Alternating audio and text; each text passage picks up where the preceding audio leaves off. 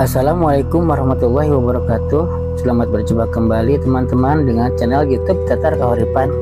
Tatar Kahuripan kali ini akan menceritakan sebuah kisah berangkat dari kisah nyata yang diceritakan kembali atau ditulis oleh Bang Indra di halaman Kaskus. Cerita ini diberi judul Tunggu Mayit. Dan inilah kisah selengkapnya.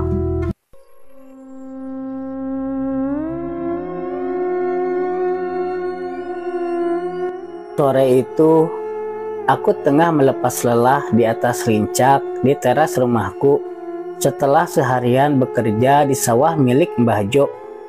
Saat seseorang dengan rambut klimis dan dandanan rapi menyapa dan menghampiriku. "Hai Ji, sore-sore kok ngelamun, kesambet demi salahan kapok kamu," seru orang itu, dan sejenak aku menatap orang itu. Siapa ya? Seperti kenal tapi... Weh, beneran kesambat anak ini. Ditanya kok malah bengong, lupa ya sama aku. Orang itu melepas kacamata hitamnya, lalu tersenyum lebar memamerkan giginya yang ompong 2 biji di bagian depan. "Walah kampret, kirain siapa, ternyata kamu Tomin. Sini duduk. Udah kena kotak dan dandanmu udah mirip artis aja." Aku tertawa saat mengenali bahwa orang itu adalah Parmin, sahabat karibku yang sudah beberapa bulan ini merantau ke Jawa Timur, tepatnya ke Kota B.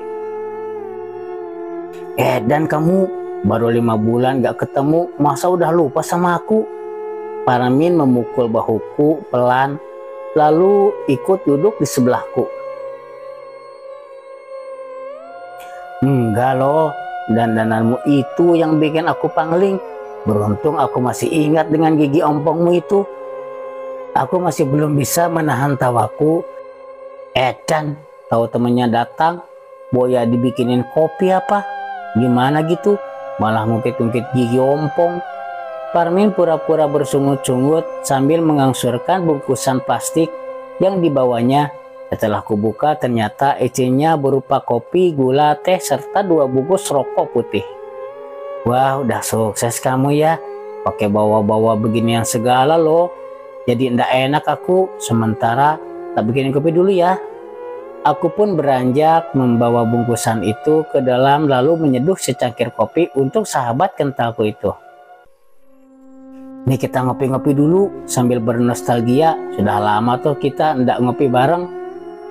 Gimana, sudah sukses kayaknya kamu di kota sana ya?" ujarku sambil meletakkan cangkir kopi di atas rincak. "Lah yo jelas toh bro, kamu udah lihat apa penampilanku udah kayak begini. Ya pasti sukses lah. Beruntung banget loh, di sana aku dapat majikan yang baik dan royal, ngasih gaji gede dan kerjaan enak," jawab Parmin setelah mengecap sedikit kopinya. "Lambo, kalau udah sukses gitu ngajak-ngajak, inget sama temennya yang di desa ini," celetuku sambil melinting tembakau. "Wah, kamu ini loh, udah dibawain rokok enak kok malah ngelinting." "Hahaha, udah biasa aku ngisap rokok begituan Min." "Walah, dasar wong desok," Parmin tergelak. "Jadi begini Ji, aku sengaja kesini selain mau silaturahmi, juga mau nawarin kerjaan buat kamu. Juraganku di sana itu lagi butuh orang, dan aku rasa kamulah orang yang paling tepat." "Serius kamu Min?" tanyaku. "Ya serius toh, tak jamin wis kerjaannya ndak berat. Dan soal gaji, nanti kamu tinggal bilang mau gaji berapa. Berapapun yang kamu minta pasti bakalan dikasih," jawab Parmin sambil menyalakan rokok putihnya. "Masa tok Min, sampai bisa minta gaji berapa aja?" "Weh, kamu ini dibilangin kok ndak percaya loh." "Bukannya ndak percaya Min, tapi Ji, ndak usah pakai tapi-tapi. Kalau mau sukses, apa kamu mau selamanya hidup kayak gini? Jadi buruh macul yang hasilnya tidak seberapa? Apa kamu ndak pengen ngebangun rumahmu ini, terus sekolahin adikmu tinggi-tinggi? Masa depan Ji, kesempatan bagus gini jangan disia-siakan, ujar Parmin lagi. Kota B itu jauh Min, dan si mbokku sudah tua, dah tega aku ninggalinnya. Alah, soal si mbokmu, kan masih ada adikmu tuh. Lagian juga nanti sebulan sekali kamu bisa tilik. Nih kalau kamu mau, ini bisa buat pegangan mbokmu selama kamu tinggal merantau ke sana. Parmin mengeluarkan amplop coklat tebal dari balik saku jaket kulitnya. Apa itu Min? Tanyaku heran sambil menatap amplop yang diangsurkannya di depan hidungku. Kamu lihat aja sendiri apa isinya. Gemetar tanganku saat menerima dan membuka amplop itu. Segepok uang berwarna kemerahan kini terpampang di depan mataku. Dan ini beneran tuh Min. Kamu ini tuh, lah ya jelas bener lah. Uang itu akan jadi milikmu kalau kamu mau ikut kerja sama majikanku. Cash itu soal gaji nanti lain lagi urusannya. Sebentar Min, kok aku malah jadi curiga ya? Belum kerja tapi sudah dikasih duit segini. Memangnya kerjaannya yang kamu tawarkan itu kerjaan apa toh? Nunggu mayit? Hah?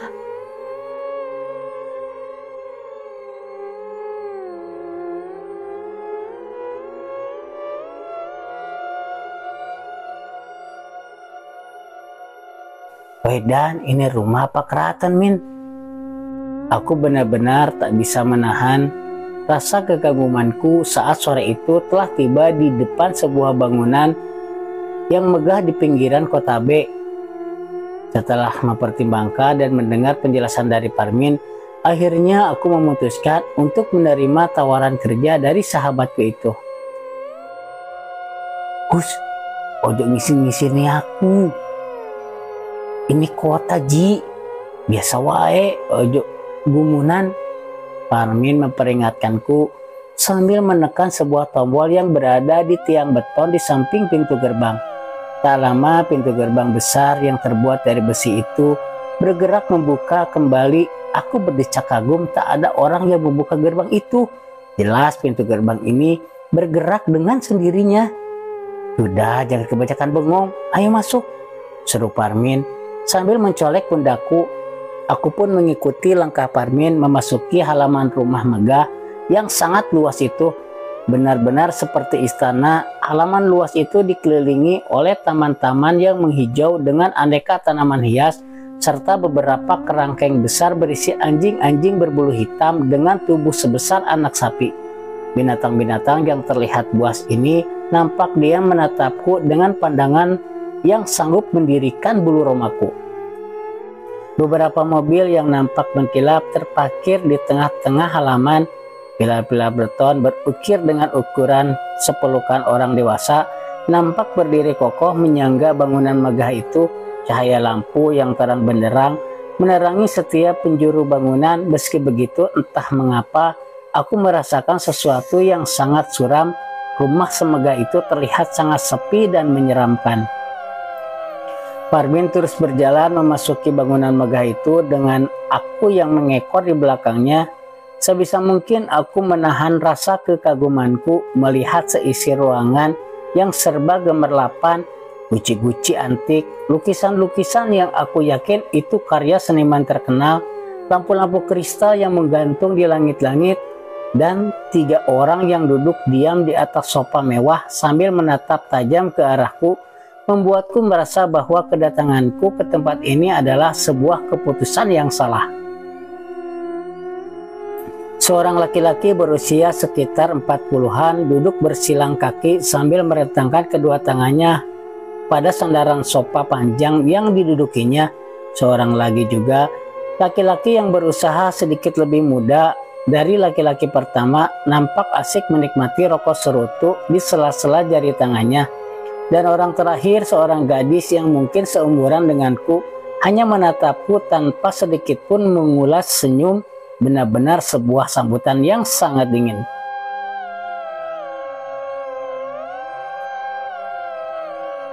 Parmin, syukurlah kau kembali tepat waktu, dan sepertinya kau kembali dengan membawa hasil. Si laki-laki pertama akhirnya bersuara juga dingin, dan dalam suaranya membuatku semakin salah tingkah. Seperti permintaan Tuan dan Nona, perkenalkan, ini teman saya dari kampung, namanya Sutarji. Parmin berkata sambil setengah membungkuk, jelas rasa hormat yang terlalu berlebihan menurutku. Duduklah, kata laki-laki itu lagi. Aku pun mengikuti Parmin duduk di sofa yang masih kosong. Seorang pelayan perempuan berusia lanjut datang menyuguhkan minuman. Jadi begini Mas Sutarji, kata laki-laki itu lagi setelah mempersilahkan kami mencicipi hidangan yang telah disediakan. Tentu Parmin sudah menjelaskan soal pekerjaan yang akan Mas Sutarji kerjakan di sini, bukan? Iya Tuan. Seperti Parmin, aku pun memanggil laki-laki itu dengan sebutan Tuan meski agak bertentangan dengan hati kecilku. Kata Parmin, tugas saya nanti merawat dan menjaga ayah Tuan yang sedang sakit. Bagus kalau Parmin sudah memberitahu Mas Sutarji. Tapi sebelum itu perlu saya perjelas sekali lagi. Apakah betul Mas Sutarji ini dulu lahir saat menjelang senja di hari Selasa Kliwon? Tanya laki-laki yang satunya lagi, yang semenjak tadi hanya diam sambil menghisap serutu. Iya benar Tuan, sahutku pelan. Parmin memang sudah bilang kalau orang yang dicari oleh tuannya untuk merawat sang ayah haruslah orang yang lahir di hari Selasa Kliwon saat senja hari. Karena itulah Parmin sampai rela pulang kampung untuk menjemputku.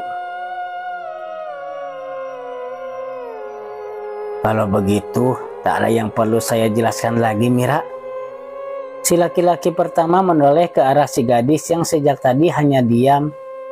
Bisa ku antar Mas Sutarji ke kamar ayah? Sekalian nanti kamu jelaskan apa-apa saja yang perlu dikerjakan olehnya. Dan kamu Parmin, tugasmu sudah selesai, istirahatlah. Besok pagi-pagi kamu sudah bisa bekerja seperti sedia kala. Ikut aku, gadis itu bangkit dan melirikku. Aku menoleh sekilas ke arah Parmin yang segera mengangguk ke arahku. Sedikit ragu, aku pun segera mengikuti langkah gadis ini, menyusuri lorong demi lorong yang berada di dalam bangunan megah itu. Tak ada kata-kata yang terucap sampai kami tiba di depan sebuah kamar besar dengan pintu kayu jati berukir yang tertutup rapat. Mudah-mudahan kamu gak kaget setelah melihat apa yang berada di dalam kamar ini, ujar gadis itu sambil membuka pintu lalu menyalakan lampu di dalam kamar. Jan, nyaris saja aku mengumpat saat melihat pemandangan yang terpampang di depan mataku. Sosok yang terbaring di atas ranjang itu, pantas saja Parmin bilang kalau tugasku adalah menjaga mayat.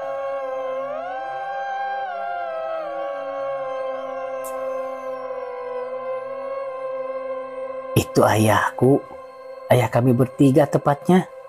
Suara gadis itu terdengar dalam sementara aku hanya berdiri mematung di ambang pintu kamar sambil menelan ludah. Bagaimana tidak, sesosok tubuh yang demikian kurus nyaris hanya meninggalkan tulang belulang yang terbalut kulit keriput terbaring lemah di atas ranjang. Hanya napasnya yang tersendat-sendat yang membuat dada krempeng itu turun naik, yang menandakan kalau sosok laki-laki tua itu masih hidup. Pantas saja Parmin bilang kalau tugasku ini adalah menunggu mayat. Sudah sekian tahun belakangan ini ayahku menderita sakit seperti itu, penyakit tua. Namun ajal seolah enggan untuk menjemputnya, dan tugasmu di sini adalah mengurus dan menjaga beliau. Mengingat kami anak-anaknya terlalu sibuk untuk... kau tahu sendirilah, kedua kakakku tadi, Mas Han dan Mas Aryo, mereka adalah pebisnis yang lumayan sibuk. Sedangkan aku harus bolak-balik Indonesia Amerika demi mengurus ayah kami, ujar gadis itu lagi, begitu menyadari bahwa aku hanya terdiam 1000 bahasa. Non bilang tadi, tak perlu terlalu formal Mas. Sepertinya kita seumuran, jadi panggil saja aku Mira. Gadis itu meralat ucapanku. Jadi selama ini siapa yang merawat dan menjaga beliau? Pelan aku bertanya dengan suara yang sedikit bergetar. Sudah tak terhitung. Yang merawat ayah, rata-rata mereka hanya mampu bertahan dalam hitungan minggu. Jawab gadis itu tak kalah pelan. Kenapa? Aku menatap gadis itu tanpa berkedip. Entahlah. Gadis itu mengangkat bahu lalu menutup kembali pintu kamar itu. Mari akan kujelaskan prosedur kerjanya, sekalian nanti Mas tanda tangani surat perjanjiannya. Kembali aku mengikuti langkah gadis itu menuju ke sebuah ruangan yang sepertinya sebuah kamar kerja. Ada meja besar dengan map-map yang menumpuk di atasnya, juga seperangkat komputer dan beberapa buku-buku tebal yang tersusun rapi. Silahkan duduk, Mas. Gadis itu mempersilahkan setelah ia sendiri duduk di belakang meja. Ini prosedur dan daftar pekerjaan yang harus Mas kerjakan. Dan ini surat perjanjian kerja yang harus Mas tanda tangani. Tolong dibaca dengan seksama sebelum Mas memutuskan untuk menerima atau menolak tawaran kerja ini.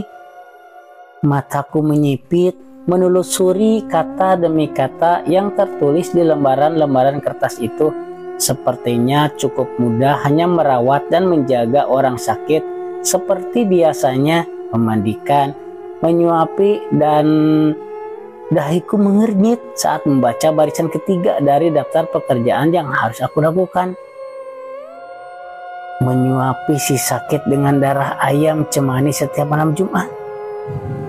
Aku menatap gadis di depanku itu yang hanya mengangguk pelan seolah ia memintaku untuk membaca daftar itu sampai selesai. Dilarang berbicara sedikit pun kepada si sakit.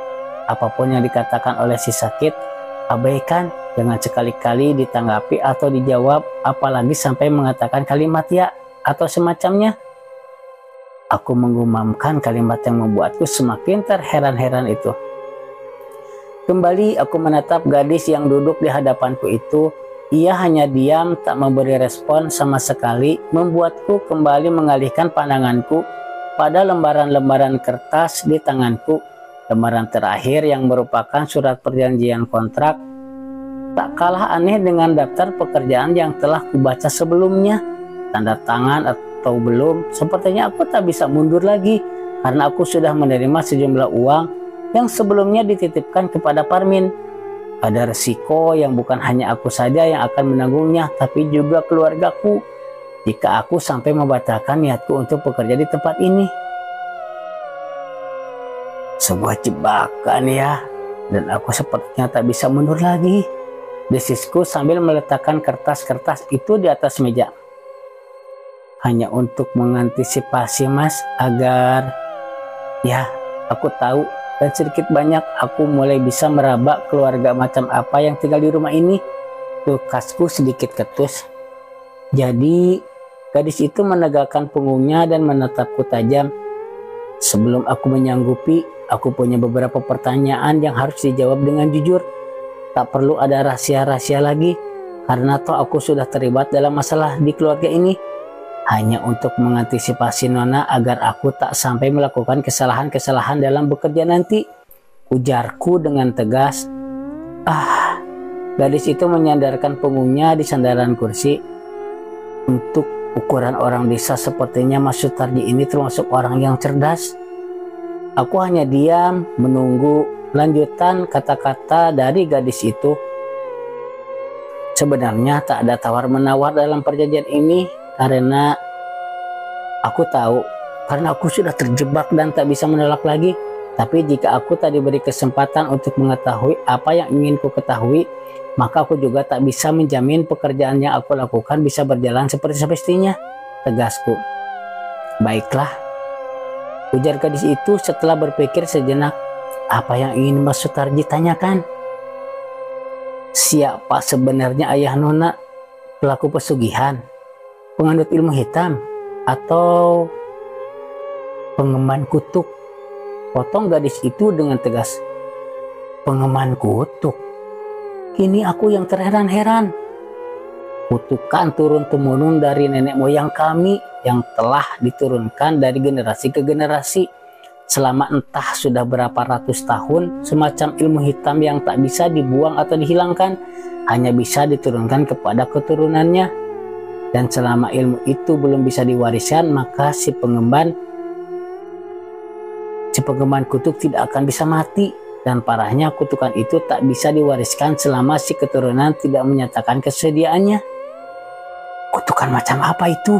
Sampai kalian anak keturunannya sepertinya enggan untuk mewarisinya, tanyaku. Kutukan yang sangat mengerikan yang bisa membuat perangai si pengemban kutuk itu menyerupai iblis. Biar ku tebak, ujarku. Kalian pasti telah melakukan segala cara untuk menyempurnakan kematian ayah kalian, hingga kalian menemukan cara agar kutukan itu bisa diturunkan kepada orang luar yang memiliki keistimewaan tertentu. Tepat sekali. Gadis itu menjentikan jarinya.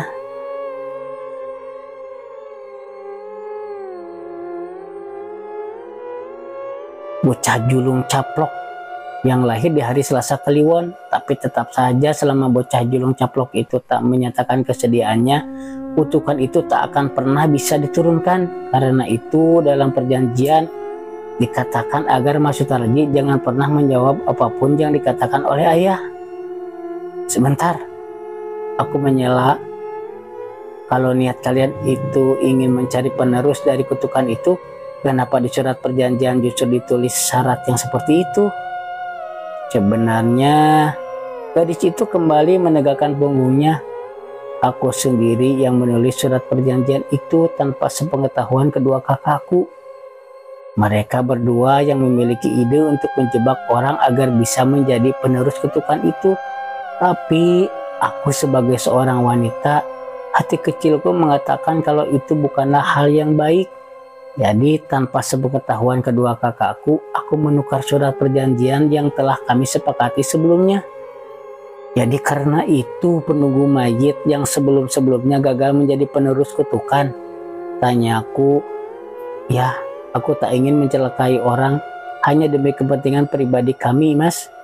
Tapi kedua kakakku itu, bagaimana kalau kedua kakakmu sampai tahu apa yang telah kamu perbuat? Entahlah, gadis itu tersenyum kecut. Mungkin mereka akan murka dan bisa saja mereka akan memaksaku untuk menjadi penerus kutukan itu. Rumit.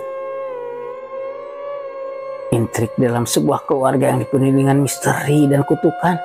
Gadis bernama Mira ini, tak aku harus kasihan atau malah membencinya. Lalu bagaimana nasib dari penunggu-penunggu mayat yang sebelumnya? Tanyaku lagi. Aku tak tahu pasti, Mas, tapi kemungkinan karena sedikit banyak mereka telah mengetahui aib dan rahasia keluarga ini, aku yakin keadaan mereka saat ini tidak baik-baik saja. Demikian juga dengan keluarga mereka. Aku mendesah pelan sebelum akhirnya tanganku bergerak meraih belvain dan kertas berisi kontrak kerja itu. Tanpa ragu lagi, aku membubuhkan tanda tanganku di atas materai yang tertempel di kertas itu. Niatmu baik, Mira, tapi perjuanganmu cukup berat. Resiko yang mungkin akan kau tanggung juga besar. Jadi dengan aku menandatangani surat perjanjian ini, mudah-mudahan bisa sedikit meringankan bebanmu. Ujarku sambil menyerahkan kertas itu kepada Mira yang nampak terbengong-bengong mendengar ucapanku. Mas Sutarji, sudah malam. Besok kita lanjutkan lagi obrolan kita. Sekarang izinkan aku untuk berbicara dengan teman sekampungku itu, tegasku. Baiklah, akan kuantar Mas Sutarji ke kamar Mas Parmin. Gadis itu bangkit dari duduknya, aku pun segera mengikuti langkahnya menuju ke kamar Parmin. Aku harus bicara dengan bocah gendeng itu malam ini juga.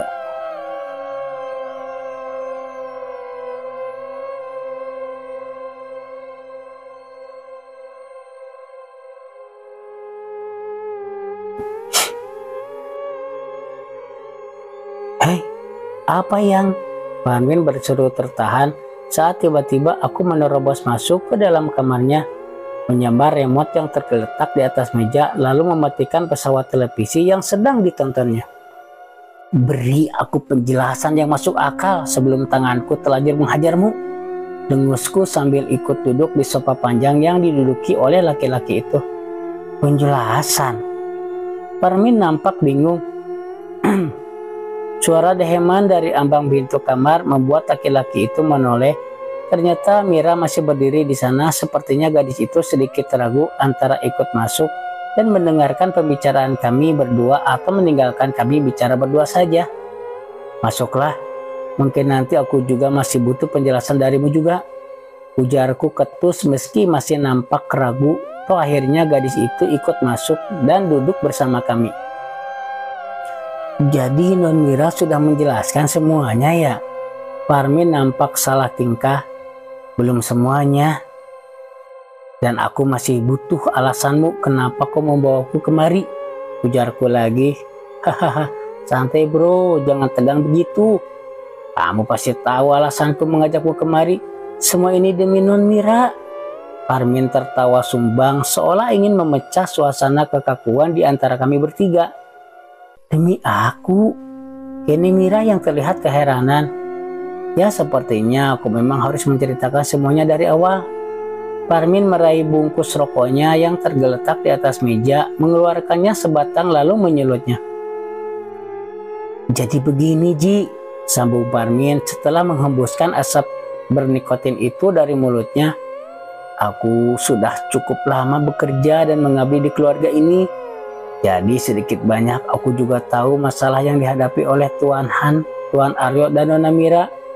Tugas utamaku di sini memang hanya seorang sopir pribadi Tuan Han tepatnya. Tapi selain itu Tuan Han secara diam-diam juga sering menugaskanku untuk mencari orang-orang spesial sepertimu, bocah julung caplok yang lahir di hari Selasa Kliwon, untuk mengawasi masalah yang menimpa Tuan Besar Darmo. Tugas yang lumayan berat karena tak mudah untuk menemukan orang-orang seperti itu. Tapi jujur, imbalan yang diberikan oleh Tuan Han cukup sepadan dengan jerih payah yang harus kulakukan. Cih, tak kusangka ternyata begitu mudah hati nuranimu dibutakan oleh harta, sampai kau tega menjual sahabatmu sendiri, desihku dengan tajam. Hahaha, jangan terlalu kejam menuduhku kawan. Kembali Parmin tergelak sambil menepuk-nepuk bahuku. Jika aku sejahat yang kau tuduhkan itu, tentu sudah sejak dulu aku membawamu kemari. Lalu tanyaku lagi dengan tidak sabar. Jadi begini, aku berani membawa orang-orang itu kemari tentu ada alasannya. Non Mira ini satu-satunya keturunan Tuan Besar Darmo yang masih memiliki hati nurani, beda dengan Tuan Han dan Tuan Aryo. Parmin menoleh sejenak ke arah Mira. Maaf Non, saya tak bermaksud untuk menjelek-jelekan saudara-saudara Nona. Tak apa Mas Parmin, lanjutkan saja, ujar Mira dengan pelan. Sepertinya gadis itu cukup tenang menghadapi segala kemelut yang dihadapi oleh keluarganya. Aku berani membawa orang-orang itu ke sini Ji, karena aku yakin Non Mira ini nggak akan membiarkan orang-orang tak berdosa itu menjadi korban kutukan leluhurnya itu. Dan benar saja, dari sekian banyak orang yang kubawa untuk dijadikan tumbal, tak ada satupun yang berhasil. Itu semua karena usaha dan kecerdasan Non Mira. Parmin mematikan sisa rokoknya ke dalam asbak. Lalu apa hubungannya denganku? Kenapa tiba-tiba kau memutuskan untuk melibatkanku dalam masalah ini, Min? Aku sedikit menurunkan nada suaraku. Penjelasan dari Parmin barusan sedikit banyak mulai bisa kucerna. Keadaan yang memaksaku, Ji. Kembali Parmin menyalakan batang rokok yang baru. Sekian lama berusaha dan tak pernah membuahkan hasil. Tuan Han dan Tuan Aryo sepertinya mulai kehabisan kesabaran. Apalagi melihat kondisi sang ayah yang semakin lama semakin memprihatinkan. Keduanya pun mulai kehilangan akal, sampai nekat mengambil keputusan gila yang aku sendiri sulit untuk mempercayainya. Biar ku tebak, selaku saat Tanwin menghentikan ceritanya sejenak. Mereka, Tuan Han dan Tuan Arjo itu akan menumbangkan Mira untuk mengakhiri penderitaan Tuan Darmo, benar kan? Tepat sekali. Sentak Parmin membuat Mira terlonjak kaget. Non Mira satu-satunya perempuan dalam keluarga mereka yang dianggap paling lemah. Mereka jadikan pion untuk mengakhiri penderitaan sang ayah. Sebentar, lagi-lagi aku menyela. Bagaimana caranya mereka akan menumbalkan Mira? Sedangkan, kata Mira, meski dia keturunan langsung dari Tuan Darmo, tapi kalau dia tidak menyatakan kebersediaannya, kutukan itu tak akan pernah bisa diturunkan. Memang, sahut Parmin, tapi untuk orang-orang seperti Tuan Han dan Tuan Aryo, segala sesuatu bisa saja mereka lakukan untuk mewujudkan apa yang mereka inginkan. Biadab, ujarku dengan kesal sambil melirik Mira yang sepertinya masih nampak tenang-tenang saja. Apakah gadis itu sudah mengetahui rencana kedua saudaranya? Karena itulah akhirnya mau nggak mau aku melibatkanmu dalam masalah ini, Ji. Sebelum Tuan Han dan Tuan Aryo bertindak terlalu jauh, aku mengusulkan untuk mencari tumbal pengganti yang terakhir, yaitu dirimu. Sedikit sulit sebenarnya untuk meyakinkan mereka, tapi dengan kepiawaianku merayu dan membujuk, akhirnya mereka memberiku kesempatan. Edan, kenapa harus aku, Min? Ya karena aku yakin kamu satu-satunya orang yang bisa mengatasi masalah ini. Mengatasi apa? Aku bahkan tak tahu apa-apa soal masalah yang seperti ini. Kau pikir aku dukun atau orang sakti, ha? Tarji, kamu kayak baru sehari dua hari saja kenal denganku. Tentu aku punya pertimbangan tersendiri sampai aku berani melibatkanmu. Percayalah, sebagai sahabatmu, aku tak akan pernah menjerumuskanmu. Aku yakin, sadar atau tidak, kamu pasti bisa mengatasi masalah ini. Demi Non Mira, juga demi Tuan Besar Darmo, ujar Parmin penuh keyakinan.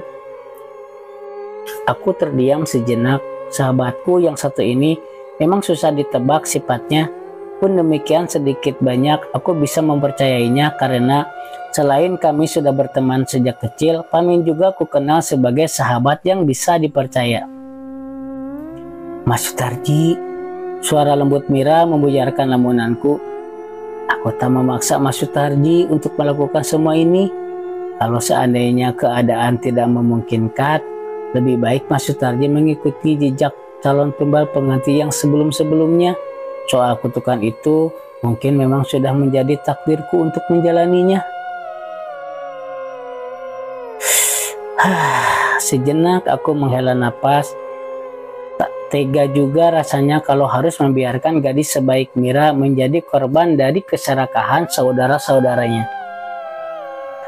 Akan kuusahakan meski aku tak yakin akan berhasil, ujarku akhirnya.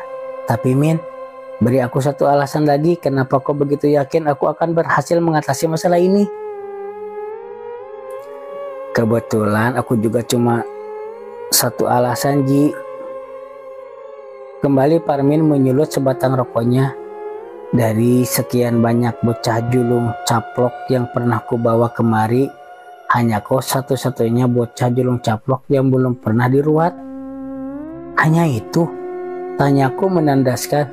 Ya, hanya itu alasan yang aku miliki, Ji.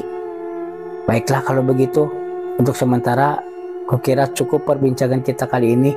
Aku akan melihat keadaan orang yang harus kujaga itu. Tapi kalian masih berhutang padaku soal kutukan dari leluhur keluarga ini.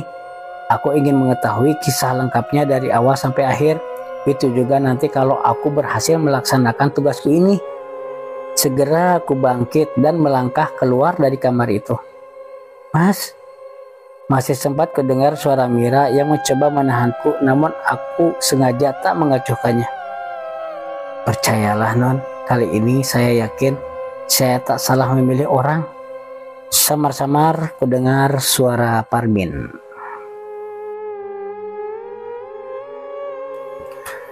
Sementara itu hening, sepi, pengap, dan suram. Itu kesan pertama saat aku membuka pintu kamar itu. Derit engsel pintu yang mulai berkarat menusuk gendang telingaku. Lampu dengan watt kecil seolah tak mampu menerangi setiap sudut ruangan berukuran sekitar 4 x 5 meter itu. Sejenak Aku terpaku di depan pintu, nanar mataku menyapu setiap jengkal sudut kamar yang remang-remang itu. Sebuah ranjang besar dengan sosok kurus kering seperti mayat hidup yang terbaring di atasnya. Sekilas tadi sudah kulihat saat Mira menunjukkan kamar itu padaku. Lalu ada satu ranjang lagi dengan ukuran yang lebih kecil terletak di sudut yang berseberangan dengan ranjang si mayat hidup. Sepertinya memang telah dipersiapkan khusus untukku. Lalu sebuah meja kecil dengan sesajen dan beberapa batang hiu yang menyala tersusun rapi di atasnya, serta lemari kayu besar yang nampak sudah setengah bobrok. Selain itu tak ada lagi perabotan yang mengisi kamar itu. Sungguh kontras suasana ruangan ini jika dibandingkan dengan kemegahan rumah yang sudah mirip dengan istana. Sejenak aku menghela napas sebelum melangkahkan kakiku memasuki kamar suram ini. Bau asap hiu segera memenuhi paru-paruku. Suara desahan halus terdengar saat aku baru bergerak setindak memasuki kamar itu. Aku yakin desahan itu berasal dari si mayat hidup yang terbaring diam di atas ranjang besar itu. Mungkinkah ia menyadari kedatanganku? Meski bulu-bulu halus di sekujur tubuhku mulai merinding, namun aku memberanikan diri untuk terus melangkah masuk. Jelas terdengar di telingaku gesekan sendal jepit yang kukenakan saat bersentuhan dengan lantai, menandakan betapa sunyinya ruangan ini. Hawa di ruangan ini juga berasa lebih dingin dibandingkan dengan hawa di luar kamar, membuatku merasa telah memasuki dunia lain. Kembali ku dengar si mayat hidup itu bergumam. Refleks aku melirik ke arahnya. Tak ada gerakan lain selain dadanya yang naik turun seiring dengan desah napasnya yang sedikit tersendat itu. Pelan-pelan aku duduk di ranjang kecil yang telah disediakan untukku itu, lalu kembali menyapukan pandanganku ke setiap sudut ruangan itu. Entah mengapa aku merasa tak sendirian di tempat itu.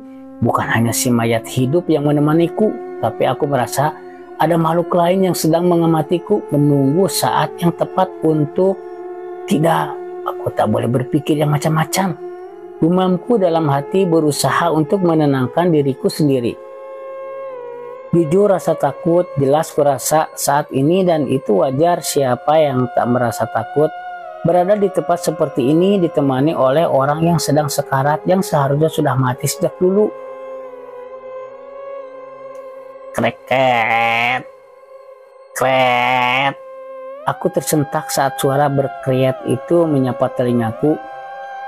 Jelas asalnya dari ranjang besar di depanku itu. Segera aku memicingkan mata untuk memperjelas penglihatanku.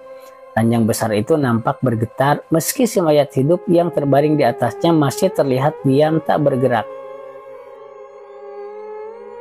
Cak Bagus, kemarilah. Mendekatlah kemari. Samar kudengar suara serak berbisik di telingaku. Bulu kuduku semakin merinding mendengarnya. Segera mulutku kemat-kamit membaca doa semampuku untuk menekan rasa takut yang kurasakan. Tak usah takut, nak. Kemarilah, mendekatlah kemari. Akan kuberi kau kemuliaan. Sekujur tubuhku semakin bergetar. Keringat dingin mulai mengucur di pelipisku.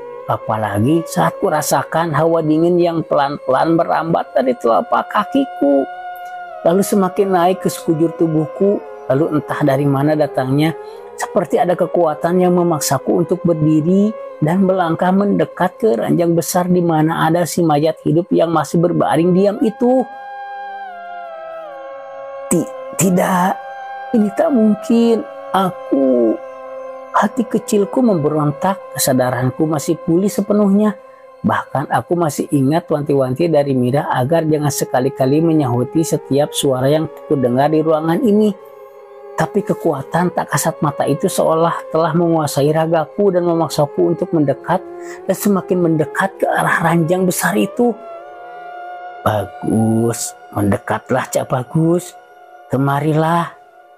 Kini kulihat si mayat hidup itu melambaikan tangannya ke arahku, dan sialnya tanganku seolah dipaksa untuk terangkat dan menyambut tangan kurus kering berkulit keriput itu. Putus, apa-apaan ini?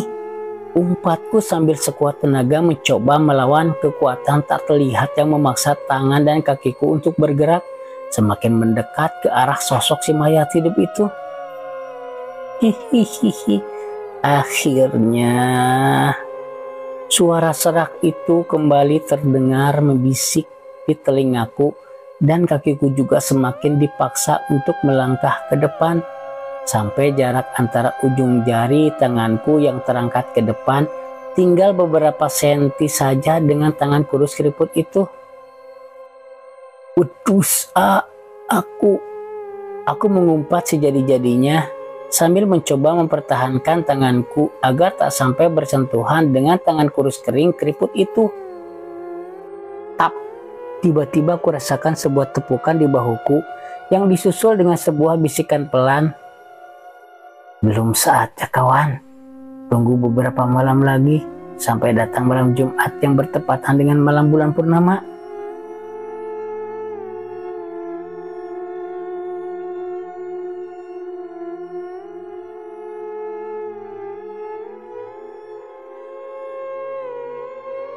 Sisa kesadaranku masih bisa mengenali kalau itu adalah suara Parmin, tapi kondisi tubuhku benar-benar sudah tak bisa diajak kompromi, jangankan untuk sekedar menoleh, untuk menggerakkan lidah dan mengucapkan kata saja, aku sudah tak mampu. Dua kekuatan seolah sedang memperebutkan ragaku, kekuatan tak kasat mata yang memaksaku untuk terus mendekat ke arah sosok si mayat hidup, dan kekuatan tangan di pundakku yang juga semakin kuat menekan. Keringat dingin semakin membanjir membasahi sekujur tubuhku. Urat-urat di tubuhku menegang hebat dan hampir semua persendian tulang-tulangku terasa sangat ngilu, seolah sedang dibetot ke segala arah. Lepas.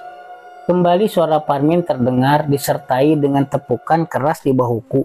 Seketika itu juga kekuatan tak kasat mata yang tadi menguasai tubuhku tiba-tiba tak kurasakan lagi, dan karena kekuatan itu menghilang, tiba-tiba maka tak aya lagi tubuhku bagai disentakkan ke belakang. Brak! Tanpa ampun tubuhku terlempar ke belakang, menghempas pintu kamar dengan kerasnya hingga pintu yang masih setengah terbuka itu terbanting tertutup. Udus, itu kata pertama yang keluar dari mulutku sebelum aku berusaha bangkit. Rasa pening di kepalaku tak kuhiraukan lagi. Rasa nyeri di bagian punggung yang barusan beradu dengan pintu kayu jati yang lumayan keras hanya satu yang kuinginkan saat itu, mendamprat si sial Parmin. Men, sentakku begitu aku telah berhasil berdiri. Tak ada jawaban, hanya kesunyian yang menyahuti panggilanku. Parmin. Aku semakin meradang, mataku nanar menyapu setiap sudut ruangan itu. Tak ada sosok Parmin, hanya ada sosok si mayat hidup yang masih terbaring diam di atas ranjang. Brengsek! Sekuat tenaga aku membuka pintu dengan kasar, lalu dengan langkah lebar aku menuju ke arah kamar Parmin. Bagus, pintu kamar Parmin masih terbuka, menandakan bahwa si empunya kamar belum tidur. Samar-samar juga aku dengar percakapan antara Parmin dan Mira. Mira, jadi gadis itu, masih berada di kamar Parmin. Apa yang mereka bicarakan sampai selarut ini? Dan jika Parmin masih ngobrol dengan Mira di kamar ini, lalu suara yang ku dengar di kamar si mayat hidup tadi? Rasa kesalku seketika berubah menjadi rasa penasaran. Pelan-pelan dengan langkah mencingkat, aku mendekat ke bibir pintu kamar Parmin dan berusaha untuk menguping pembicaraan mereka.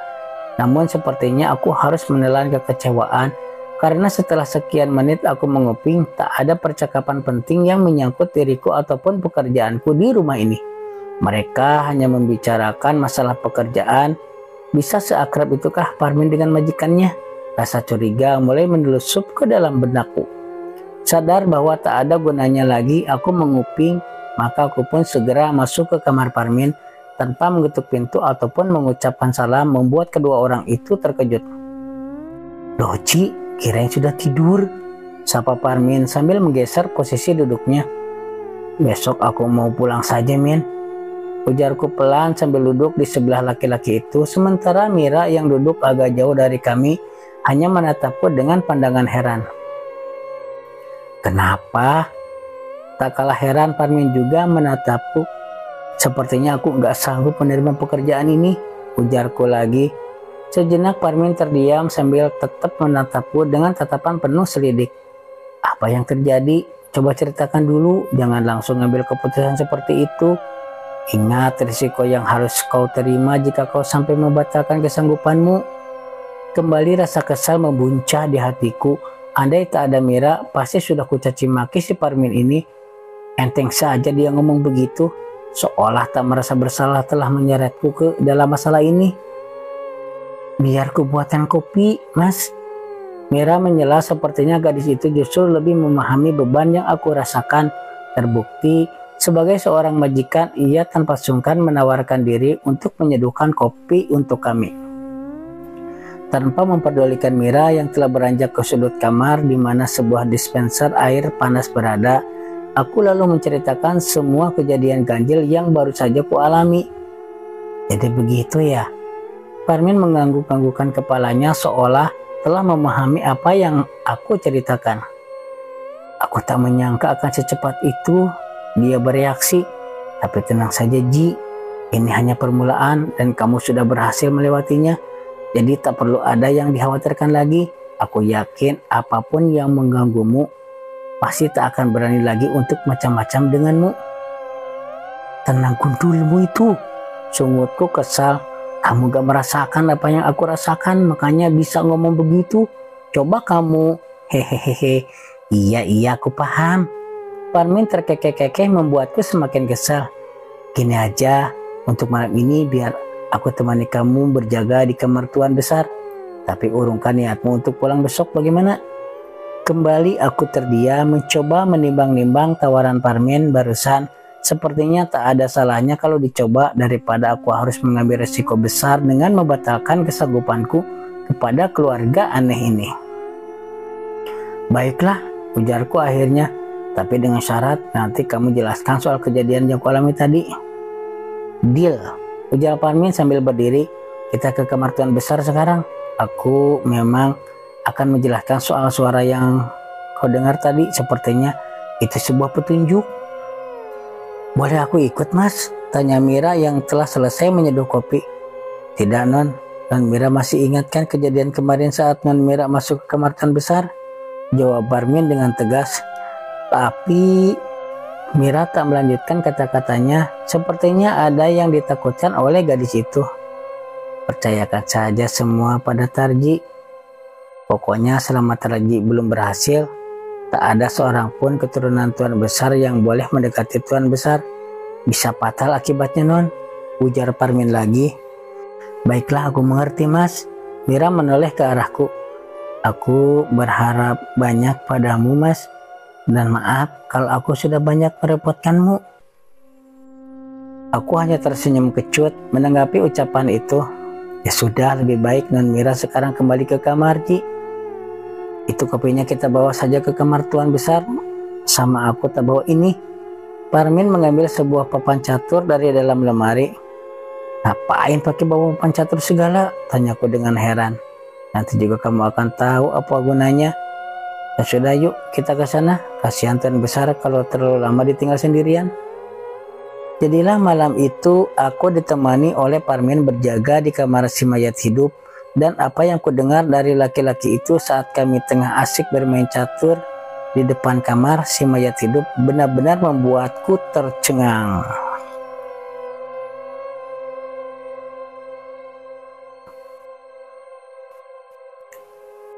Nyalakan lampunya Ji, kata Parmin. Begitu kami sampai di depan kamar si tuan besar. Lampu? Tanyaku dengan heran karena jelas-jelas lampu di kamar itu sudah menyala. Iya, nyalakan lampu yang besar biar terang, ujar Parmin lagi. Loh, ada lampu besar toh? Tanyaku lagi. Nah, emang kamu tadi di sini ngapain aja? Ya jelas ada tuh. Ini sengaja yang dinyalakan cuma lampu yang kecil. Karena kemarin itu tuan besar gak ada yang jagain. Jadi percuma juga kalau lampu besarnya dinyalain. Wong dia gak bisa lihat juga. Walah, kenapa gak bilang dari tadi sih Min? Ujarku sambil masuk dan meletakkan 2 cangkir kopi yang kubawa ke atas meja. Sementara Parmin masih berdiri mematung di luar kamar. Saklarnya di mana, Min? Tanya aku lagi. Walah, cicin deso tenan kowe. Ki masa tempat saklar aja ndak tahu. Di mana-mana yang namanya saklar itu ya di samping pintu. Parmin menjawab setengah menggerutu. Ndak apa-apa aku, Min. Biasa pakai lampu teplok sih di rumah. Aku menertawakan kebodohanku sendiri sambil mencari letak saklar dan menekannya. Kamar yang semula temaram itu menjadi terang benderang. Nanti kalau tugasmu di sini sudah selesai, segera pasang listrik di rumah biar nggak pakai lampu teplok lagi. Ujar Parmin lagi yang masih tetap menunggu di luar kamar. Sudah itu meja sama kursinya bawa keluar sini sama kopinya sekalian. Loh, kok dibawa keluar, Min? Kita mau main catur di situ toh. Nah terus kau suruh masuk ke kamar ini gitu. Mending aku balik lagi ke kamarku deh. Loh jangan Tomin. Ya ini aku bawain keluar mejanya. Aku buru-buru menyeret meja kecil itu keluar kamar setelah sebelumnya menyempatkan diri untuk melirik si tuan besar yang masih tetap tergolek diam di atas dipan. Jangan terlalu dilihatin kalau takut, kata Parmin seolah-olah bisa membaca jalan pikiranku. Iya, jawabku lagi. Coba dari tadi, Min, kamu temenin aku, kan aku nggak bakal mengalami kejadian aneh tadi. Maunya sih gitu, Ji, tapi Nona Mira itu loh masih pengen ngobrol sama aku, jadi ya terpaksa kamu tak biarin kesini sendirian tadi. Memangnya kamu mengalami kejadian aneh apa toh? Tanya Parmin sambil mulai menyusun bidak-bidak catur di atas meja. Lah kan tadi sudah tak ceritain, masa kamu lupa? Aku ikut duduk di depan Parmin. Min, si Mira itu kok sepertinya akrab banget tuh sama kamu. Sampai malam-malam ngobrol di kamar kamu segala. Biasalah, itu dari dulu juga Non Mira itu memang begitu.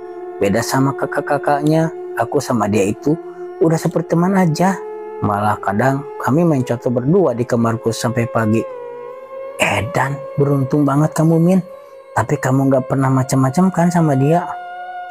Macam-macam gimana maksudmu? Pura-pura kamu ini laki-laki sama perempuan malam-malam berduaan di kamar gitu. Otakmu itu sama aja isinya. Ya enggak lah, Edan po. Aku mau macam-macam sama juragan sendiri. Sudah ayo jalan. Udah lama aku nggak ngetes skill mau main catur. Hahaha. Ya siapa tahu aja, Min. Kekehku sambil memajukan 2 pion sekaligus. Oh ya, Min. Tadi katanya ada yang mau kamu omongin soal apa itu? Sambungku setelah mengecap kopi dalam cangkirku. Oh iya, hampir saja aku lupa, Ji. Pamir juga memajukan pion caturnya. Jadi gini, Ji, soal kejadian aneh yang katanya kamu alami tadi, aku yakin itu sebuah petunjuk. Petunjuk apa, Min? Yaitu yang malam Jumat yang bertepatan dengan malam bulan purnama itu. Maksudnya malam Jumat yang bertepatan dengan malam purnama, seingatku tinggal 3 hari lagi. Mungkin di malam itulah puncak dari tugas yang kamu emban ini, Ji. Kamu harus menyelesaikan tugasmu di malam itu, dan itu berarti hal yang bagus karena kamu nggak perlu lama-lama di sini. Aku masih belum paham loh, Min. Maksud kamu itu apa? Susah memang kalau ngomong sama Naruto. Coba itu Naruto, Min.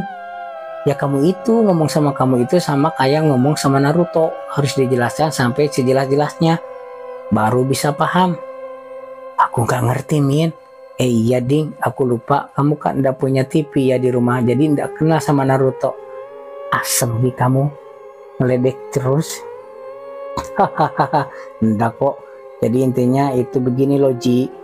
Tugas utamamu di sini itu adalah melepaskan demit yang bersemayam di dalam tubuh Tuan Besar itu, agar Tuan Besar bisa segera terbebas dari kutukan yang telah diturunkan oleh leluhurnya itu. Itu aku sudah tahu, Min, tapi gimana caranya? Aku ndak mau loh kalau demitnya sampai pindah ngikut sama aku. Amit-amit tuh Bang Baji deh, jangan sampai aku nanti mengalami nasib kayak Tuan Besarmu itu. Justru itu makanya aku ngajak kamu kemarin, Ji.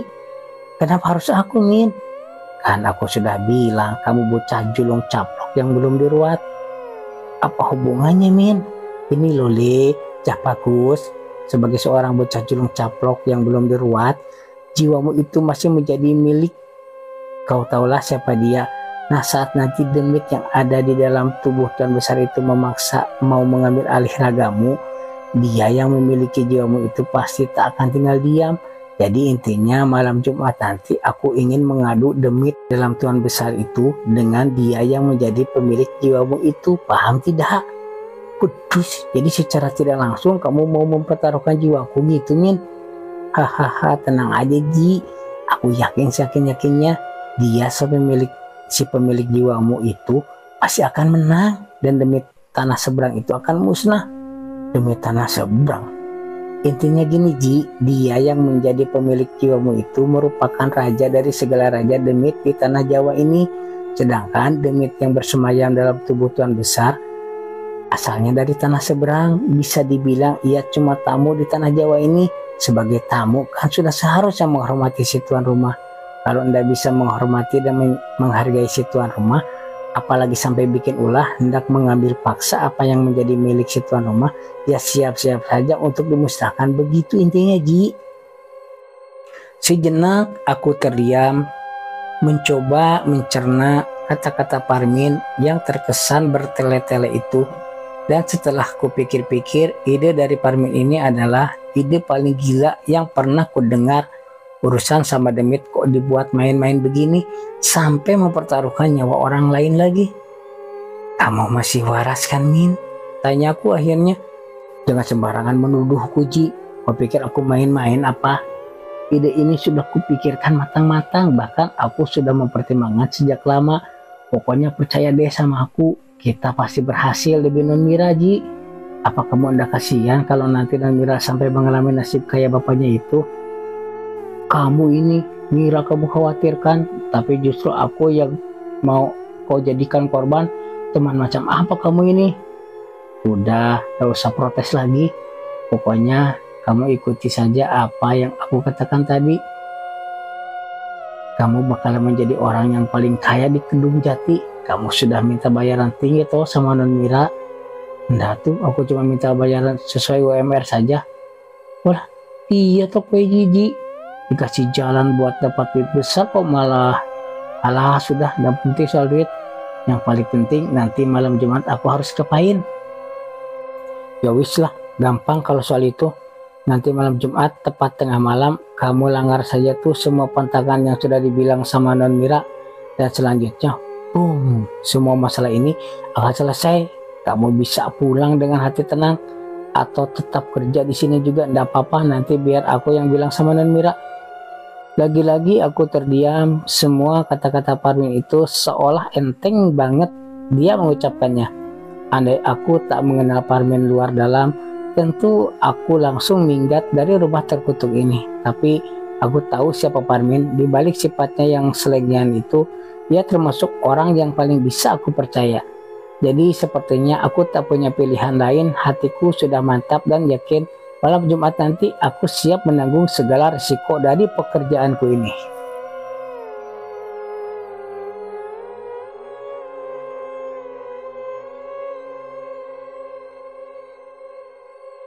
Kata orang menunggu adalah pekerjaan yang paling membosankan. Ternyata itu benar adanya dan aku mengalaminya sendiri.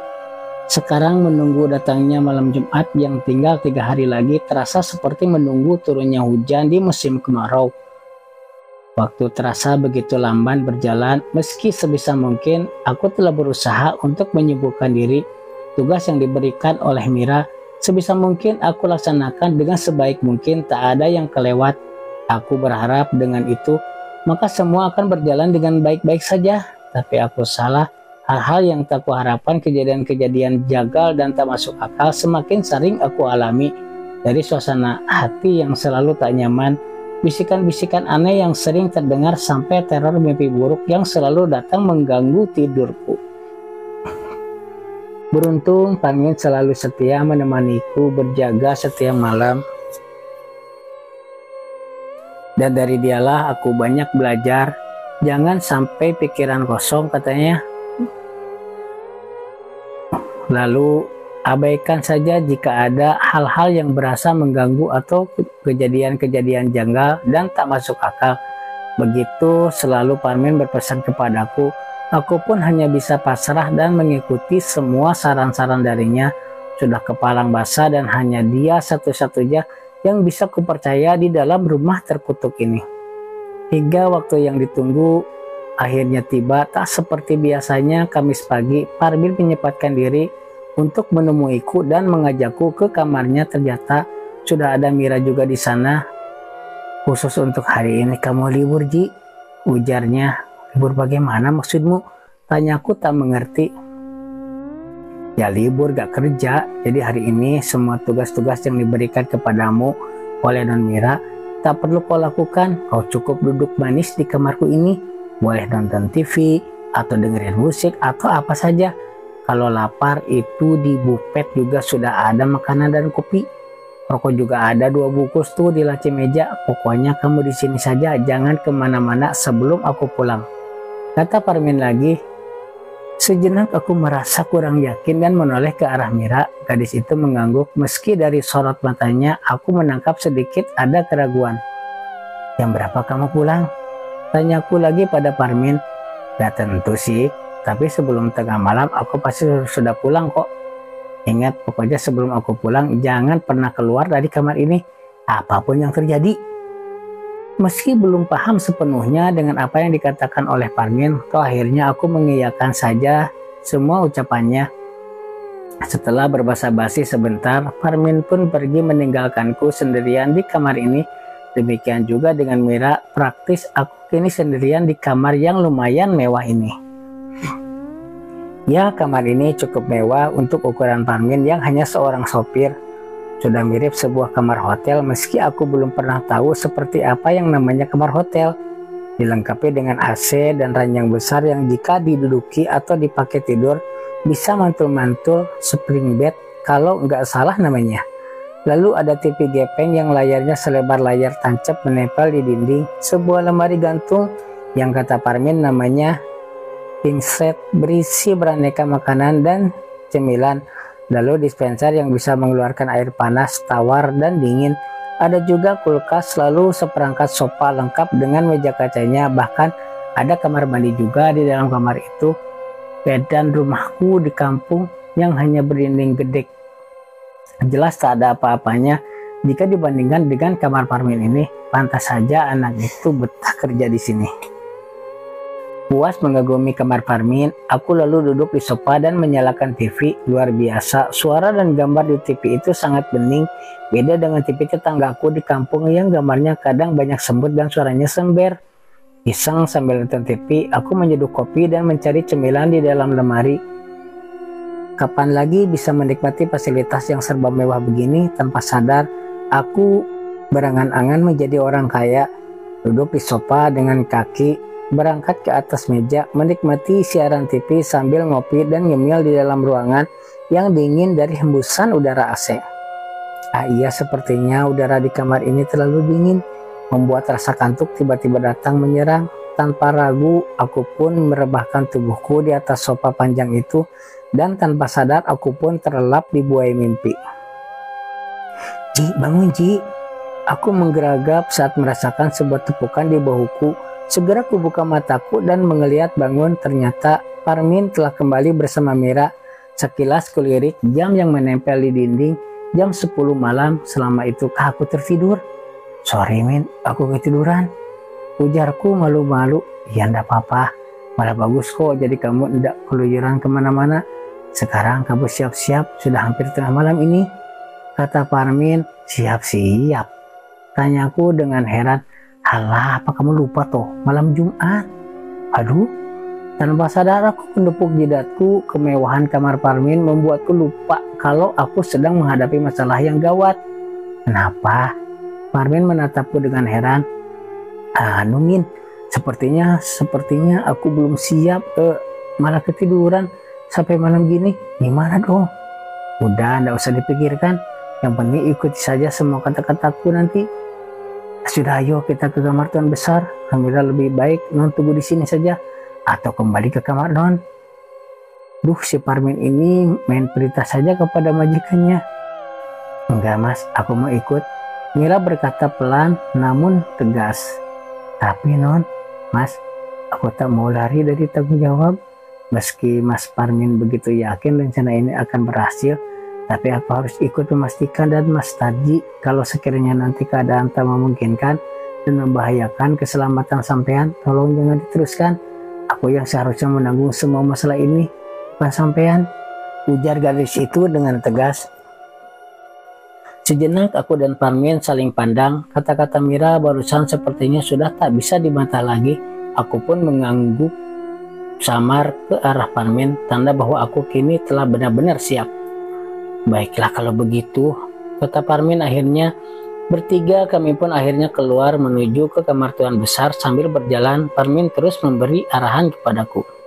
Ji, ingat, kau harus fokus, kosongkan pikiranmu. Apapun yang terjadi, semisal ada suara bisikan atau kamu merasa ada yang mendatangimu dan mengatakan sesuatu, ikuti saja, kata Parmin setengah berbisik. Iya, aku paham. Tapi kamu harus janji, Min, kalau seandainya nanti terjadi sesuatu kepadaku, tolong jaga Simbok dan adikku di kampung ya. Aku titipkan mereka padamu. Aku ikut berbisik. Halah, jangan ngomong yang macam-macam. Tidak akan terjadi apa-apa padamu. Percaya saja padaku. Akhirnya kami pun sampai di kamar tuan besar. Segera aku keluarkan 2 kursi dan kususun di luar pintu. Parmin dan Mira akan duduk mengawasimu dari sini sejenak. Aku menarik napas panjang lalu kembali berbisik kepada Parmin sebelum aku masuk ke kamar terkutuk itu. Ingat, men, Simbok dan adikku, bisikku. Lalu dengan langkah mantap aku masuk ke kamar itu. Hawa aneh segera menyambutku, gerah dan pengap. Sengaja lampu besar aku matikan hingga suasana kamar menjadi remang-remang. Aku lalu duduk di kursi dekat ranjang si mayat hidup, hanya duduk diam dan menunggu begitu yang dikatakan Parmin tadi. Suasana semakin hening bersamaan dengan malam yang kian merambat menuju ke puncaknya. Hanya suara helaan napas yang terdengar, napasku, napas si mayat hidup. Bahkan suara helaan napas Parmin dan Mira di luar kamar pun bisa ku dengar dengan jelas. Juga suara detak jarum jam yang menempel di dinding. Tik tak, tik tak, tik tak. Keheningan yang menyelimuti malam seolah-olah membawaku ke alam bawah sadar, dan antara sadar dan tidak sekelebat bayangan tiba-tiba telah hadir di hadapanku. Le, kamu ngapain di sini? Di sini bukan tempatmu. Ayo pulang. Sebuah suara yang sudah tak asing lagi bagiku membuatku tergeragap. Bapak, gumamku ketika mengenali sosok di depanku itu. Entah bagaimana ceritanya, saat itu aku benar-benar tak ingat kalau sebenarnya bapakku sudah lama meninggal. Malah bengong loh. Ayo kita pulang, Simbok dan adikmu sudah nungguin di rumah. Kok kamu malah enak-enakan di sini, kata sosok itu lagi sambil mengulurkan tangannya ke arahku. Antara sadar dan tidak, tanpa ragu aku segera menyambut uluran tangan itu. Sosok itu menggandengku, atau lebih tepatnya menuntunku melewati Parmin dan Mira yang masih duduk diam di luar kamar. Heran mereka seolah tak memperdulikanku, membiarkanku lewat begitu saja tanpa menegur, bahkan sama sekali tak melirik mereka seolah tak melihatku. Ingin rasanya aku berteriak memanggil mereka, namun sosok yang menuntunku itu seolah bisa membaca dalam pikiranku. Sudah, ndak usah pedulikan mereka. Pikirkan dirimu sendiri kalau mau selamat, ujar sosok itu dengan tegas. Bagai terhipnotis, aku pun mengikuti langkah sosok bapakku itu hingga kami berhasil keluar dari rumah gedung itu dan sampai di sebuah padang rumput yang terbentang sangat luas. Ayo cepat sebelum kita... Wah! Tiba-tiba dari kejauhan terdengar suara geraman yang sangat dahsyat yang membuat tanah kami berpijak bergetar hebat, disusul dengan tiupan angin yang juga tak kalah dahsyat. Gawat, kita ketahuan, ayo cepat lari. Sosok bapakku itu kembali menarik tanganku, namun bumi yang semakin hebat berguncang membuat langkah kami sedikit goyah. Beberapa kali aku nyaris terjungkal akibat guncangan yang semakin lama semakin dahsyat. Angin yang bertiup kencang seketika berubah menjadi badai. Dari kejauhan terdengar dentuman-dentuman yang berirama, di mana setiap dentuman mengakibatkan bumi berguncang dan angin badai menerjang kami. Bum, wush, bum, wush, kurr. Begitu yang kudengar dan kurasakan saat itu. Suara dentuman yang mirip sebuah benda raksasa yang menghentak bumi menimbulkan getaran hebat dan sapuan angin badai. Panik, sosok bapakku itu terus menarik tanganku dan berlari membuatku harus pontang-panting mempertahankan keseimbangan tubuhku. Sempat aku melirik ke belakang dan apa yang aku lihat di kejauhan sana sukses membuat tubuhku merinding seketika. Betapa tidak, jauh di belakang sana sesosok tinggi besar sedang mengejar kami. Entah makhluk apa gerangan sosok itu. Mungkin itu yang disebut raksasa. Tubuhnya tinggi besar mengenakan pakaian yang gemerlapan yang memancarkan sinar kuning keemasan, lengkap dengan mahkota di atas kepalanya. Kedua lengannya yang sebesar drum minyak tanah berayun-ayun saat ia melangkah, dan kedua kakinya yang masing-masing besar dan kokoh menimbulkan goncangan dahsyat saat melangkah menginjak bumi. Sesaat aku terpana melihat sosok itu. Bayangkan dari jarak yang mungkin sekian ratus meter, sosok itu sudah terlihat sebesar itu. Bagaimana kalau sosok itu dekat di hadapanku? Dan belum habis rasa terpanaku, sosok itu tiba-tiba melompat ke atas lalu melesat ke arah kami. Gawat, bisa beneran jadi perkedel kalau sosok itu sampai menerjangku. Panik, aku berusaha untuk menyelamatkan diri. Namun belum sempat aku beranjak dari tempatku berdiri, sosok itu telah mendarat tepat di depan kami. Boom! Kembali bumi berguncang dahsyat. Aku terlempar hingga beberapa depak dan jatuh bergulingan. Begitu juga dengan sosok mirip bapak yang tadi mengajakku lari. Rak, iblis laknat, siapa yang telah berani mengganggu jatah makanku, ha? Suara serak ngebas dari sosok itu mampu menggetarkan segala sesuatu yang berada di sekitarku. Bahkan aku yang sempat menutup kedua telingaku dengan telapak tanganku pun masih bisa merasakan rasa ngilu di gendang telingaku. Pelan-pelan aku mencuri pandang pada sosok itu. Terlihat jelas kini sosok itu lebih besar dari yang kubayangkan. Dan wajahnya jangan ditanya seperti apa seramnya. Dua bola mata berwarna merah selebar pantat pak mandi, hidung besar sebesar bongol pohon kelapa dengan lubang hidung masing-masing selebar pantat baskom, dan mulut selebar mulut goa dengan dua pasang taring yang masing-masing sebesar paha perawan dan berkilat-kilat tajam. Menghembuskan napas berbau sangat busuk, ia berbicara tadi. Hehehe, ternyata aku ketahuan ya. Sosok mirip bapak yang tadi terlempar ke arah yang berlawanan denganku itu pelan-pelan bangkit dan terkekeh terhuyung-huyung. Ia melangkah ke arahku. Baru kusadari ternyata kini sosok itu juga telah berubah, semakin lama semakin membesar dan meninggi. Sekujur tubuhnya juga berubah menjadi menghitam sehitam arang. Semakin mendekat maka semakin jelas bentuk dan rupa, dan sosok itu mirip dengan si mayat hidup, kurus kering hingga tinggal tulang berbalut kulit, namun memiliki tinggi yang sama dengan si raksasa. Sekujur tubuhnya yang menghitam membuatku tak begitu jelas melihat wajahnya. Sadar bahwa aku akan terjebak dalam pertarungan yang maha dahsyat antara dua sosok yang berukuran tak lazim, membuatku pelan-pelan berangsur untuk mundur. Gedebah dari tanah seberang rupanya, mau nyari mampus ha? Berani mengacau di tanah Jawa Dipa ini. Hihihi, jangan ikut campur Batara, bocah ini sudah menjadi milikku. Si raksasa hitam ceking tertawa mengikik, suaranya yang cempreng terasa menusuk gendang telingaku. Dia jatah satapanku dan kau tak punya hak apa-apa di tanah Jawa Dipa ini. Kembali ke asalmu atau kau juga akan menjadi santapanku. Hihihi, coba saja kalau kau bisa menelanku Batara, akan kusembah telapak kakimu. Berdebah, si raksasa gemuk mengayunkan tangannya yang sebesar drum minyak itu menghajar tepat ke arah si raksasa kurus krempeng. Boom, kembali bumi bergetar hebat saat tangan si raksasa gemuk itu menimpa si raksasa kurus ceking. Bumi bagai terbelah. Tubuh si raksasa ceking melesak terbenam ke dalam tanah, ditimpa oleh bogem si raksasa gemuk. Aku bergidik geri, tak bisa membayangkan seperti apa kondisi si raksasa ceking. Mungkin sudah menjadi perkedel di dalam tanah sana.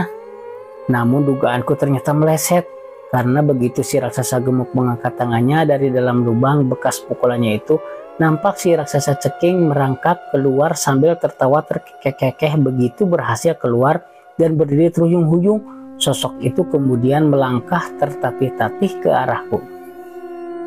Sial, sepertinya sosok itu lebih memilih untuk mengincarku daripada melayani si raksasa gemuk. Si raksasa gemuk yang merasa diacuhkan tentu saja menjadi berang, kembali tangannya berayun, dan kejadian yang sama berulang kembali. Dipukul nyungsep ke dalam tanah, merangkak keluar dan kembali mengincarku. Demikian terus menerus dilakukan oleh si raksasa ceking.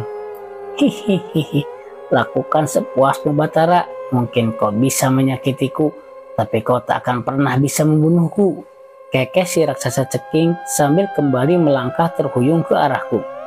Arah, si raksasa gemuk yang semakin berang lalu melancarkan serangan yang lebih dahsyat lagi.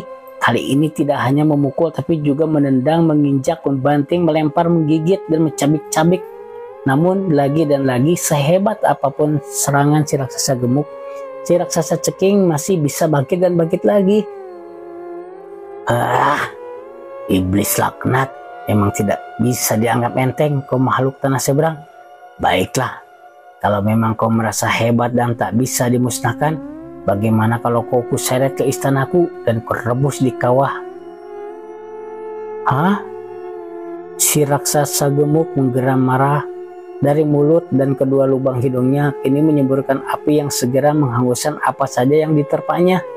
Aku kembali beringsut menjauh, meski aku tak yakin bisa menghindar dan selamat dari kepungan pertarungan kedua raksasa itu.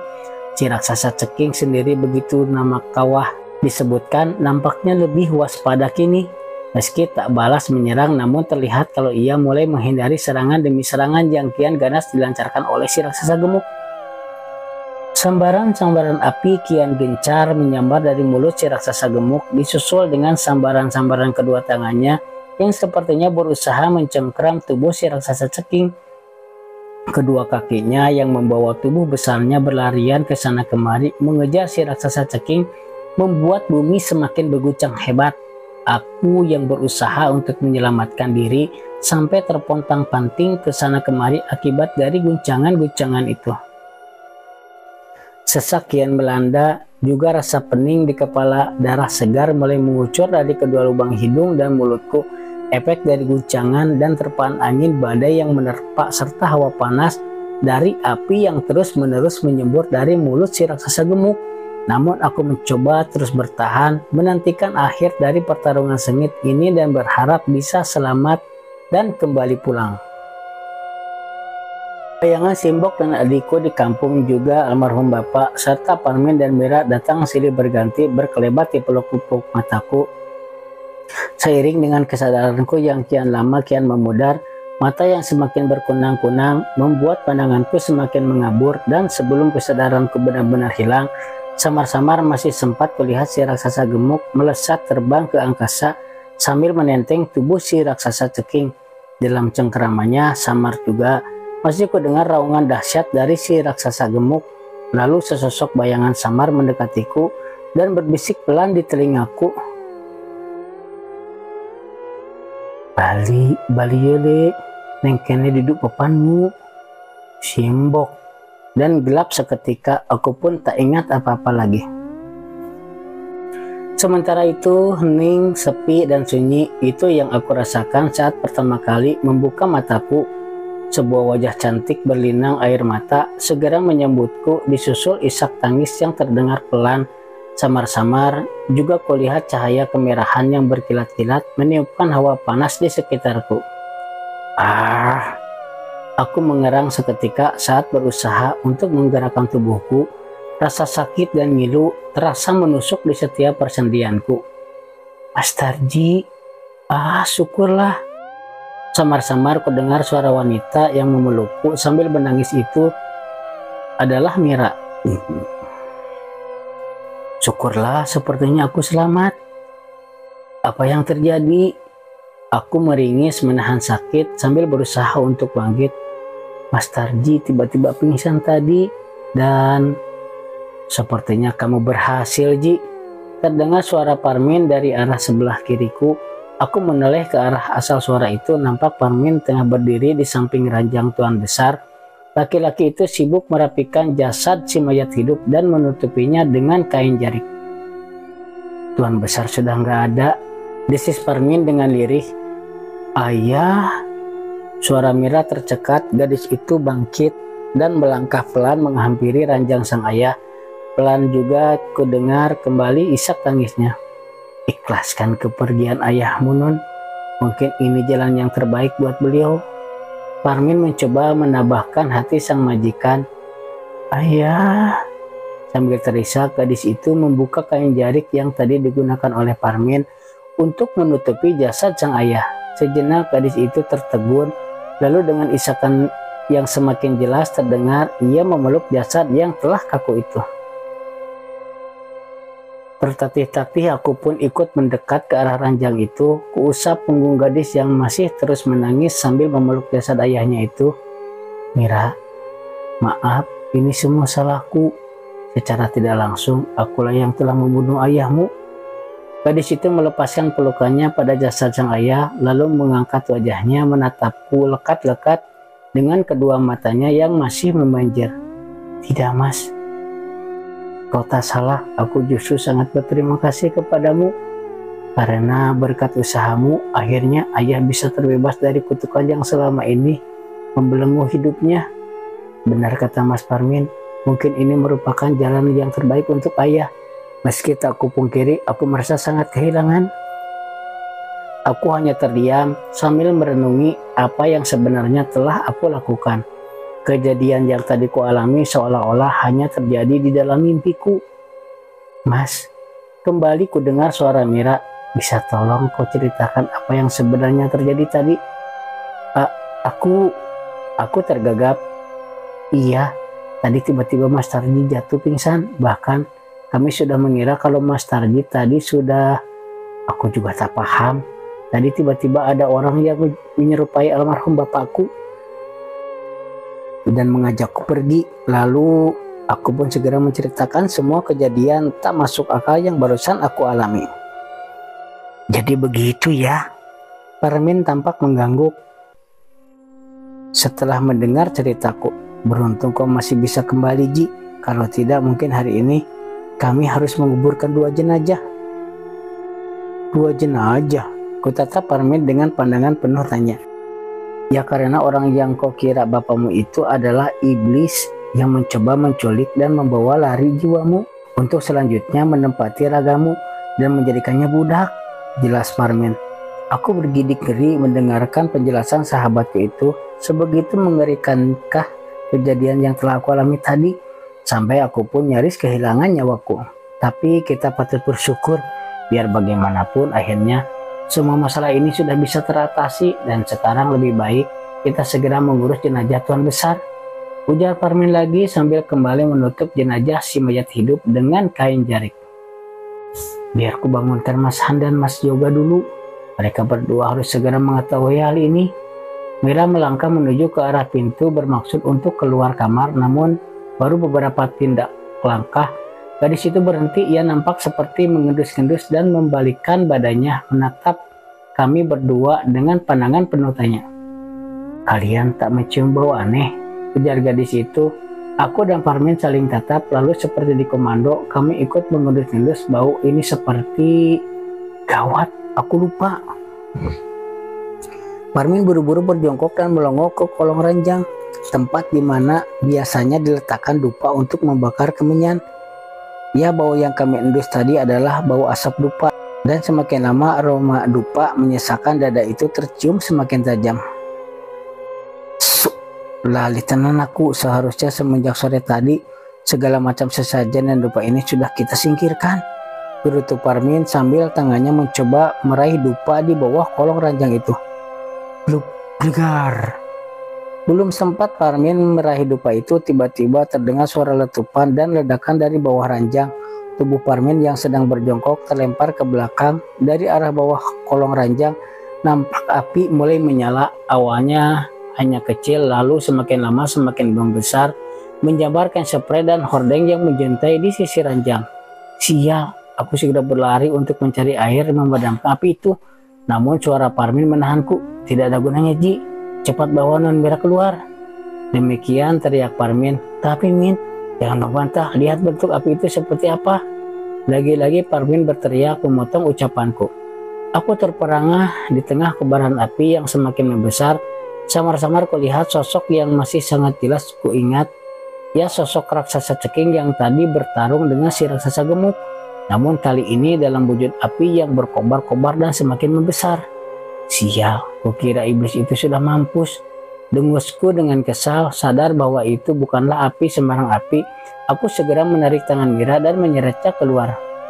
Mas Parmin, jangan nekat. Ayo kita pergi, tak usah kehiraukan. Kalian berdua keluar duluan, aku akan berusaha membangunkan Tuan Han dan Tuan juga. Lagi-lagi Parmin berteriak memotong teriakan Mira, juga sambil lari keluar kamar menuju ke arah tangga yang menuju ke lantai 2 rumah gedung itu. Jangan konyol Min, utamakan keselamatanmu sendiri. Aku ikut berteriak memperingatkan sahabatku itu. Percaya saja padaku Ji, kuserahkan keselamatan Mira padamu dan tunggu saja aku di luar. Masih sempat kudengar suara Parmin sebelum bayangan laki-laki itu lenyap dari pandanganku. Suara gebratak api yang membakar segala apa yang dilandanya membuatku tersadar tak ada waktu lagi untuk berdebat. Segera kuseret tangan Mira yang masih meronta dan menjerit-jerit histeris menyaksikan jasad sang ayah yang mulai dilalap kobaran api.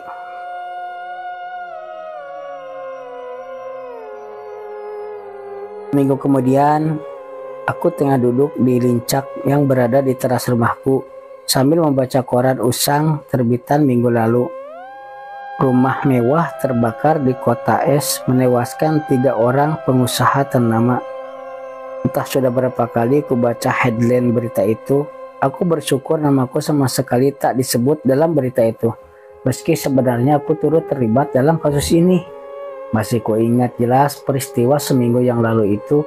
Api yang berkobar-kobar meluluh lantakan bangunan rumah megah yang mirip istana itu. Juga Parmin yang berteriak-teriak dari lubang jendela di lantai 2. Beruntung Parmin masih bisa berpikir jernih meski tak sempat menyelamatkan Tuan Han dan Tuan Yoga.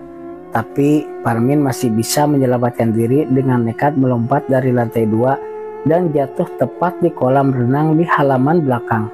Meski mengalami beberapa luka bakar dan memar di tubuhnya, toh Parmin masih bisa menyelamatkan diri.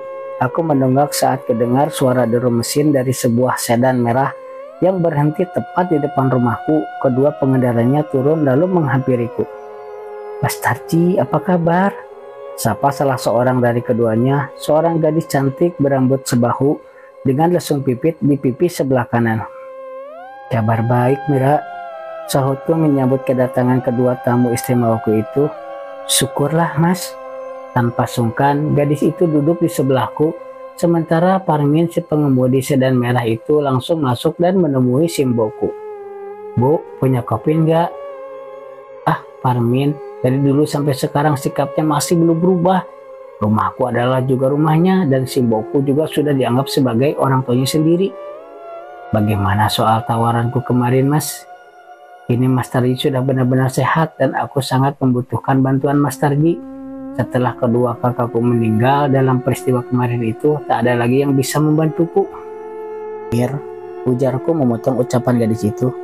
Bukannya aku menolak, tapi kamu tahu sendiri kan, aku ini cuma orang desa yang tak tahu apa-apa soal bisnis seperti itu. Ah, begitu ya. Kulihat gadis itu menghela napas, jelas kulihat jurang kekecewaan di wajahnya. Baiklah, kalau memang itu keputusan Mas Tarji, aku menghargainya, tapi kuharap Mas Tarji juga berkenan untuk menerima dan menghargai sedikit pemberian dariku ini. Mira mengeluarkan sebuah amplop tebal berwarna coklat dari dalam tasnya lalu menyerahkan kepadaku. Apalagi ini Mir, yang kemarin kau berikan padaku aja itu sudah lebih dari cukup. Dan ku dengar dari Mas Parmin, Mas Tarji harus segera diruat setelah peristiwa yang kemarin itu. Jadi sedikit dariku ini mudah-mudahan bisa untuk menambah biaya acara ruatan nanti, ujar gadis itu. Terima saja Ji. Tiba-tiba Parmin muncul sambil menenteng segelas kopi. Tak baik menolak rezeki dan tak baik kalau sampai mengecewakan seorang gadis yang telah berniat baik kepadamu. Aku terdiam sesaat, lalu dengan sedikit ragu, aku terima juga amplop itu. Terima kasih banyak ya Mir. Aku yang berterima kasih Mas. Berkat Mas Tarji akhirnya keluargaku bisa terlepas dari masalah yang selama ini membelenggu kami. Meski aku harus kehilangan ayah dan kedua kakakku. Ujar Mira dengan sendu. Sudahlah Mir. Parmin ikut duduk di sebelah Mira. Aku sedikit terkejut sejak kapan Parmin berani memanggil Mira tanpa embel-embel non di depannya. Ikhlaskan saja kepergian ayah dan kedua kakakmu. Yang terpenting sekarang hidupmu sudah tak dibayang-bayangi kengerian dari kutukan itu. Dan kamu Ji, jangan lupa ya, bulan depan datang. Datang? Kutatap Parmin dengan pandangan heran. Oh iya, aku sampai lupa. Mira kembali membuka tasnya dan mengeluarkan sebuah undangan berwarna pink. Lalu menyerahkannya kepadaku. Sejenak kupandang dan kubaca isi surat itu. Jadi kalian mau nikah ya? Ujarku. Ya begitulah Mas, aku sudah tak punya siapa-siapa lagi dan aku butuh seseorang pendamping untuk meneruskan bisnis keluargaku yang sempat morat-marit akibat peristiwa kemarin itu. Dan kurasa Mas Parmin lah orang yang tepat untuk itu. Wah, wedus tenan kowe Min. Mimpi apa kamu sampai bisa mendapatkan nasib sebaik ini? Selorohku, Parmin hanya tertawa lebar. Tapi aku setuju, kalian memang pasangan yang cocok. Selamat ya, nanti pasti aku datang di pernikahan kalian. Ujarku lagi. Terima kasih ya Mas. Mira berkata sambil menunduk dengan malu. Setelah bercengkrama sebentar, keduanya pun lalu pamit. Aku melepas kepergian mereka sampai menghilang di tikungan jalan. Rasa syukur membuncah dalam hatiku.